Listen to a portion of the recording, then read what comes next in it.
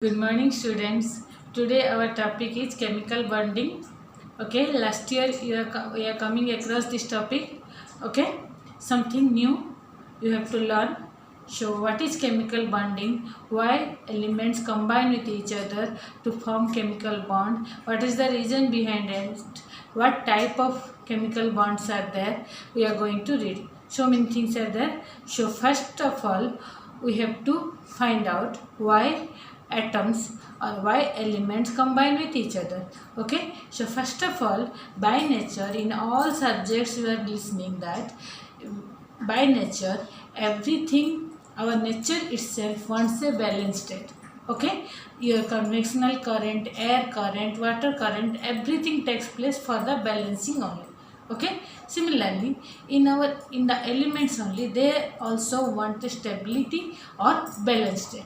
Okay, stability or balanced state. Every element or every atom wants a stable state. Okay, so what is the stable state? Stable state means attaining octet or duplet in their valence shell. Okay, again I am saying, what is the stability for the atoms? Atoms are behaving as a stable element or stable atom when their outermost shell contains 2 electrons or 8 electrons. 2 electrons only when they have one cell and 8 electrons when they have more than one cell. Okay, that property is known as duplet property or octet property. So all the atoms have a tendency to attain octet. Okay, so what is octet here? Octet means when atoms having octet or 8 electrons in their outermost shell, they are behaving like the inert gases. Okay, your 18th group elements, last chapter periodic table, already we read the 18th group elements, the inert gases that are your helium, neon, argon, krypton, xenon and radon. All are having 8 electrons in their outermost shell. Let's see what is their electronic configuration. Helium 2 electrons, one cell, configuration 2. Helium, then neon, it is 2 8. Then argon, that is 2 8 8. Helium, neon, argon, then krypton. Krypton 2 8 18 8. Next, then xenon 2 8 18 18 18 8. Then xenon, last one, radon, that is 2 8 18 32 18 8. Okay, so you can see, except helium is attaining a duplet state. Other than that, all are having 8 electrons in their outermost shell. This is the stable states. Okay, they all the inert gases attaining 8 electrons in their outermost shell. So all they are stable. That's why they have no tendency to gain electron or to lose electron or to rearrange their number of electrons in the outermost shell. They don't need any rearrangement, so they are not reacting with any other substances. These are the stable states. Okay, then what about the other things? So this is about inert gases. Then what about the other elements? Those are not having 8 electrons in the outermost shell. Those electrons, they try to redistribute or rearrange their valence electrons or outermost electrons. For that, some are gaining electrons, some are losing electrons, some are sharing electrons. In different way, they want to redistribute their electrons. Okay, so after redistributing, what happens? They are combined, they are gaining one type of attractive force in between these atoms. After redistribution, the atoms participating in the distribution, they are attaining one type of attraction, force of attraction. This force of attraction binding these atoms to form a bond. This type of attraction is known as chemical bonding. Okay, so what is the reason behind the chemical bond? Now you can guess. The reason behind the chemical bond is the redistribution of electrons to attain nearest inert gas configuration. After rearrangement, what happened? They are the participating elements gaining one type of attracting force in between them, which binds them with each other. That is known as a chemical bond. So chemical bond is, okay, you can define now what is a chemical bond. Chemical bond is a force of attraction between the atoms due to the redistribution of electrons to attain or to maintain the octet or stable state. Okay, so what type of chemical bondings are there? Previously you are reading about two type of chemical bonds. In your class you are going to read total three type of chemical bonds. Let's see what are they. So first one, electrovalent bond.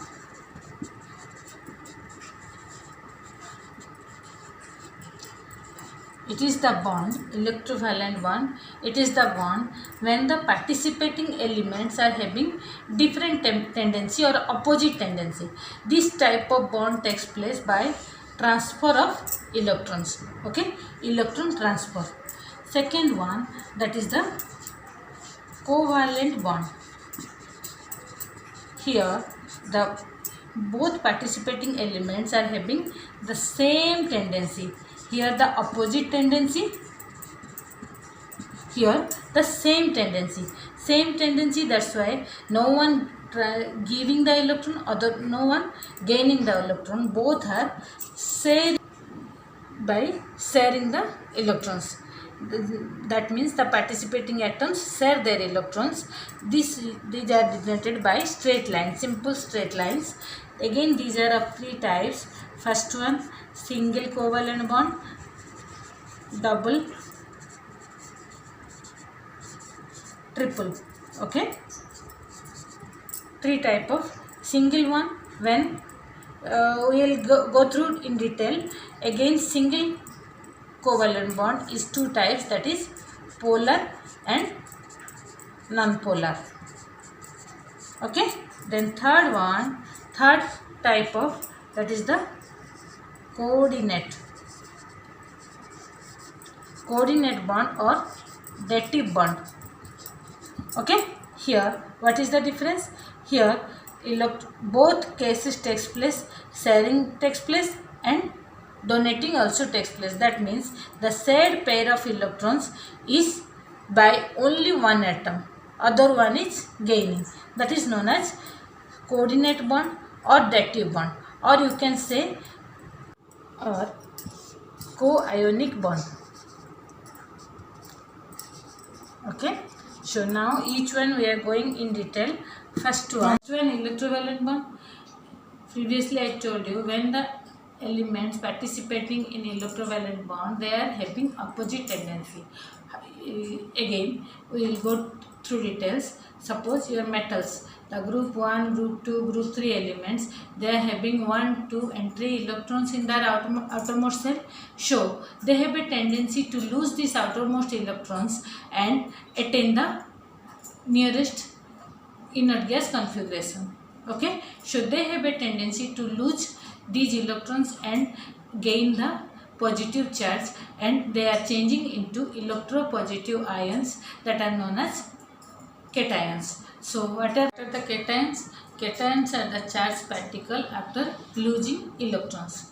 Okay, similarly the non-metals. What about non-metals? Non-metals, they are having 5, 6 or 7 electrons in their outermost shell.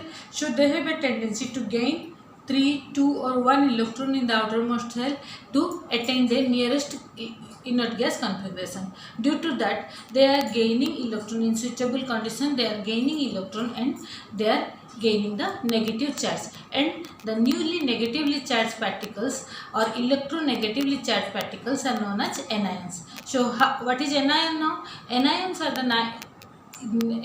the negatively charged particles which is formed after gaining electrons. Okay, so after formation of cation and anion, what happened? There is a, now both are becoming stable, but there is a electrostatic force of attraction created in between these two. So these two ions are combined with each other with a strong force of attraction. That force is known as electrovalent bond. Okay, so electrovalent bond we can define as the chemical bond formed between the two atoms after transfer of electrons. Okay, then electrovalent compound, the compound formed, these are the ionic compounds, these are formed after the transfer of electrons. Okay, then what is the electrovalency? Electrovalency can be defined as number of electrons gained by one atom or number of electrons transferred by other atom. Okay, so what are the cause behind the electrovalency? Electrovalency is depending upon different causes. First one, the low ionization potential. One of these elements or atoms, you can say, out of these two atoms, participating atoms, one of the atoms should have low ionization potential. That means, for example, you can take metals are having a tendency to lose electron, so they have low ionization potential. Second condition, other element or other atom have higher electron affinity. That means they have a great tendency to gain electron. Okay, so second condition over. Third one, both the atoms are differentiated with each other with a strong electronegativity. Okay, electronegativity. So again I am repeating the three conditions. One is having low ionization potential, other is having higher electron affinity, and both are differentiated with higher electronegativity. When the participants are having clearing these conditions, they can bond with each other with a strong electrochemical bond. So in your periodic table you can see in the first group lowest element cesium, that is having least ionization potential, and at the other corner fluorine is having highest electron affinity. So strongest electrovalent bond you can find in cesium and fluorine, that means CSF. Okay, that is the strongest electrovalent bond.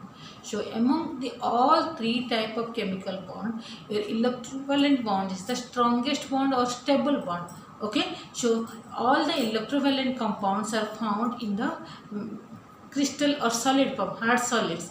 Okay, why they are strongest?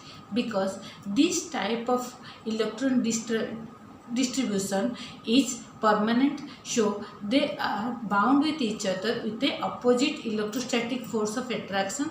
That's why the bond is strongest. Okay, so now we are going to discuss some examples of electrovalent bond. Okay,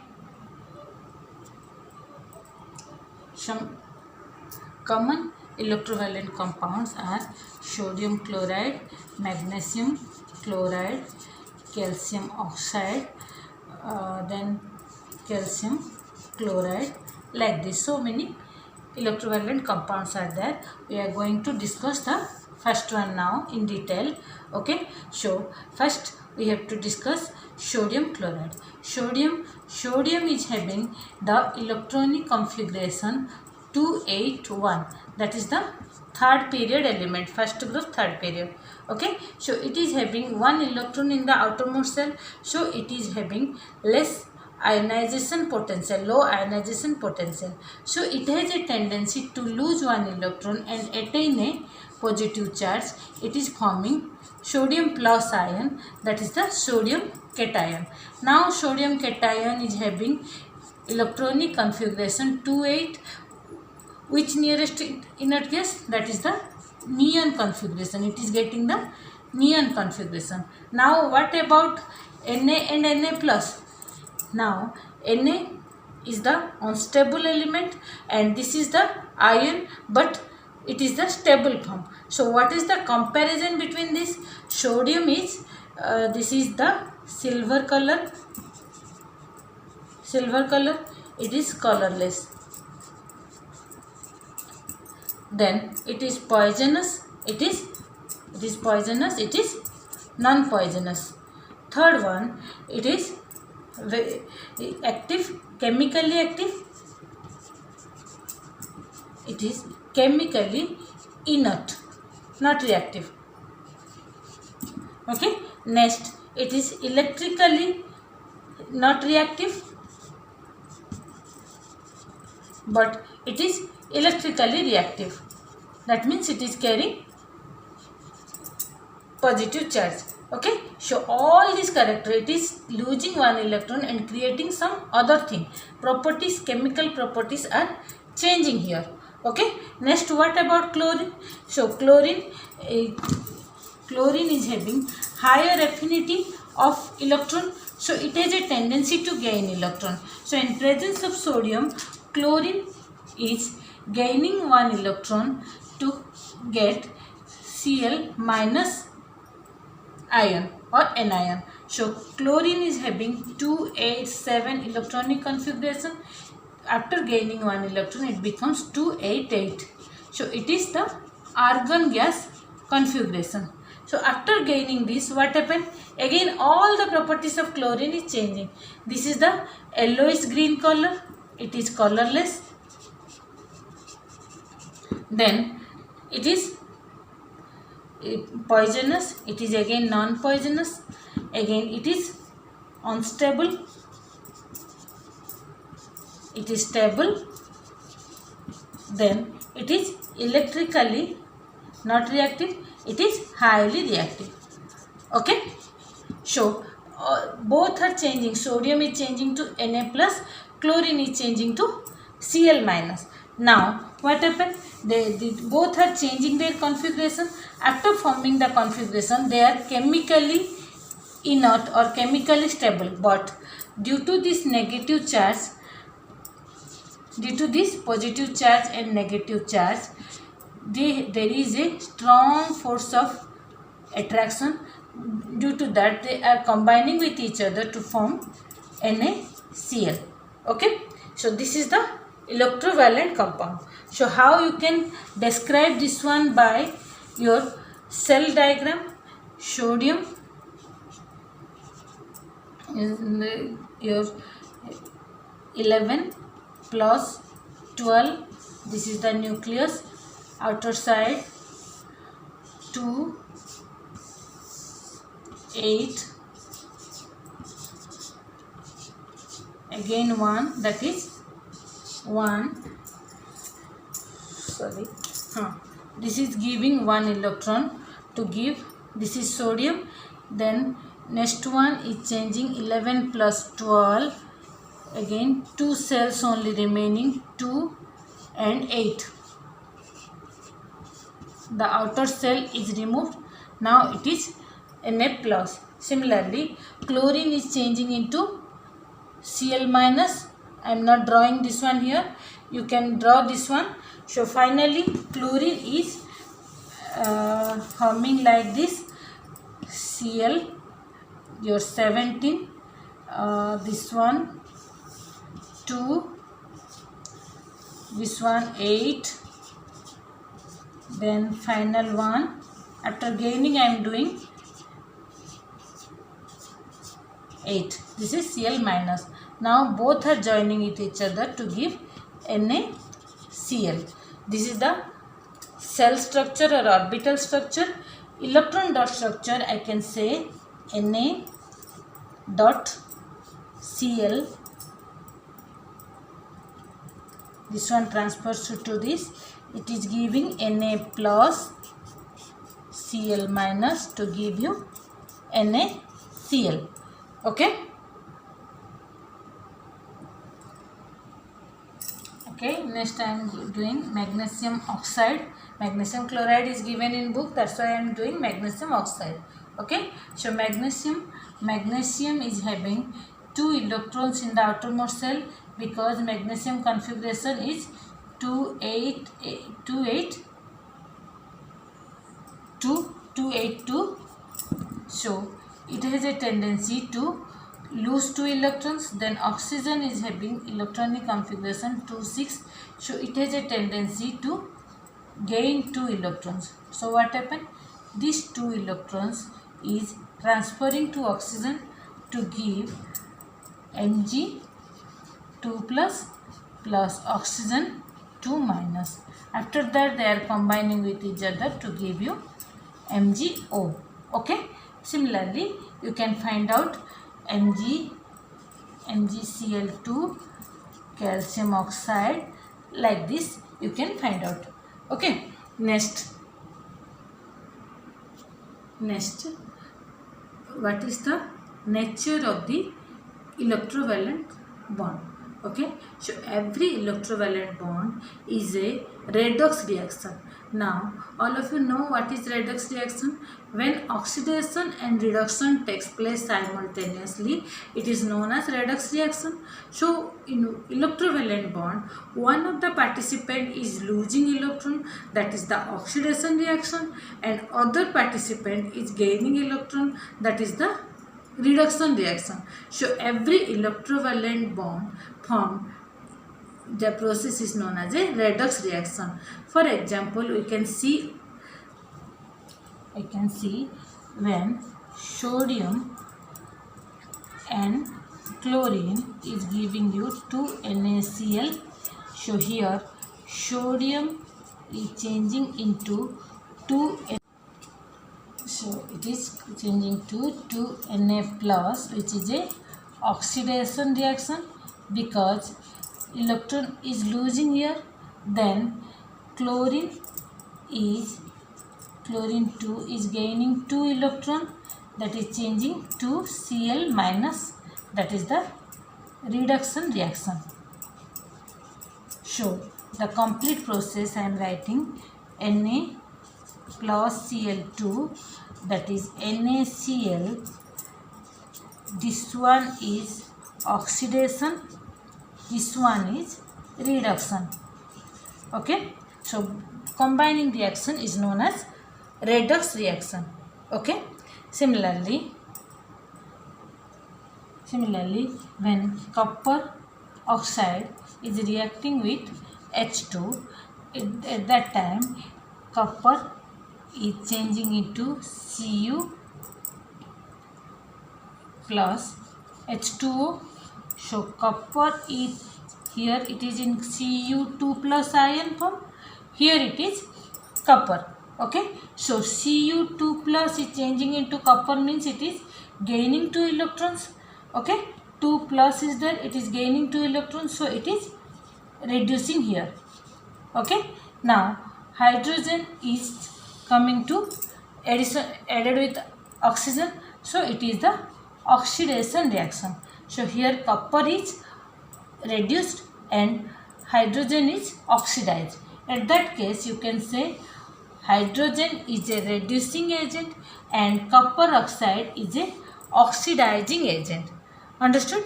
Similarly, when any redox reaction takes place, one of the participant is known as oxidizing agent, which oxidizes the other substance, and other one is known as the reducing agent, which reduces the other substance. I can say here with a clear example, one displacement reaction I am saying, iron plus copper sulfate I am saying.